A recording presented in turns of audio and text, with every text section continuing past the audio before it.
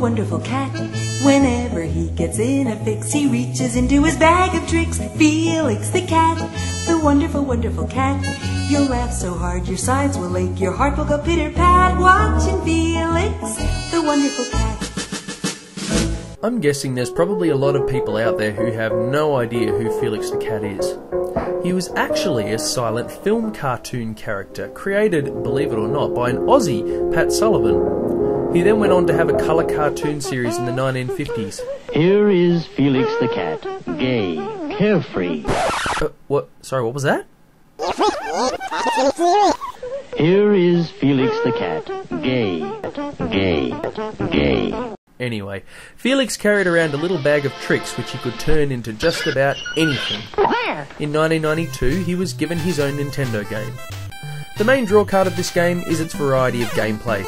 Due to the bag of tricks, Felix is constantly transforming. One minute you've got an umbrella, the next you're on a dolphin, and then you'll be in a tank. You never know what the next transformation is, so there's a good incentive to keep playing. Whenever Felix gets hit by an enemy, his bag of tricks de-evolves, so you've got to be careful not to get hit. The game isn't particularly long, and it's not particularly difficult, but the levels are really repetitive and unimaginative. Felix moves almost entirely left to right, dodging the same enemies and obstacles over and over again. There's also some terrible NES flicker, which often makes enemies and Felix disappear completely. Add to this the fact that the ending is insultingly unrewarding, and it doesn't paint a very good picture. But Felix isn't actually a bad game, it's a perfectly competent NES platformer.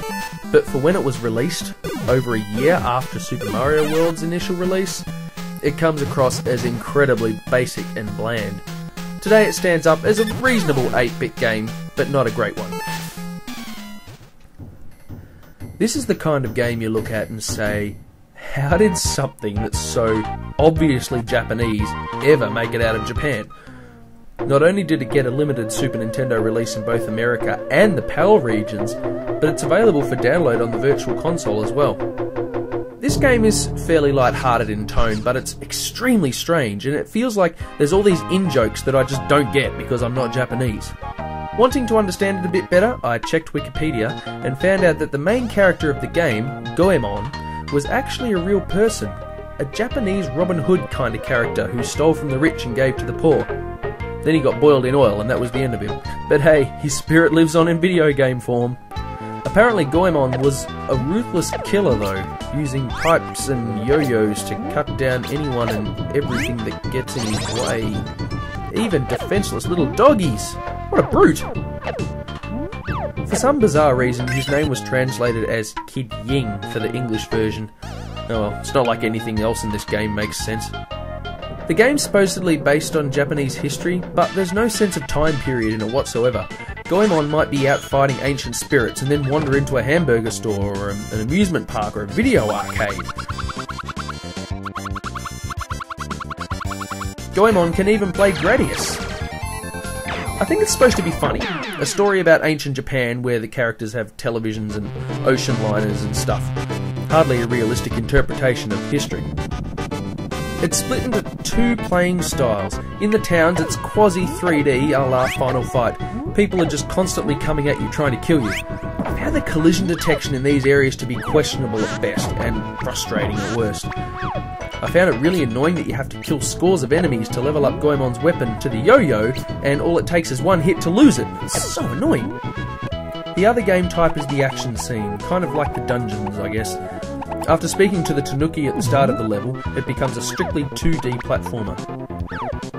Now, Legend of the Mystical Ninja is a hard game. It can be really unforgiving and frustrating. It's not the most difficult game I've ever played, but it's certainly no walk in the park. It's no Felix the Cat, put it that way. It's pretty clear that this game is supposed to be played with two people, which I've done a couple of times, but with this playthrough I only did it with one. Even in the cutscenes, both characters are shown as if player 2's just been standing around waiting for you to complete the level. I just don't quite know what to make of Mystical Ninja. It's a hard game to classify. Is it an RPG? A platformer? A beat 'em up? It's kind of all of these, and yet none of them. Look, Legend of the Mystical Ninja is definitely worth checking out for its weird factor, and it's a must-play for anyone who's into Japanese culture. Just be aware though, you may get so frustrated that you learn some new words. Okie Sawara. No tare jine. Nane? Jikoku ne. Next week, 4 more early-ish Super Nintendo games. Let's see how they hold up today. Peace out.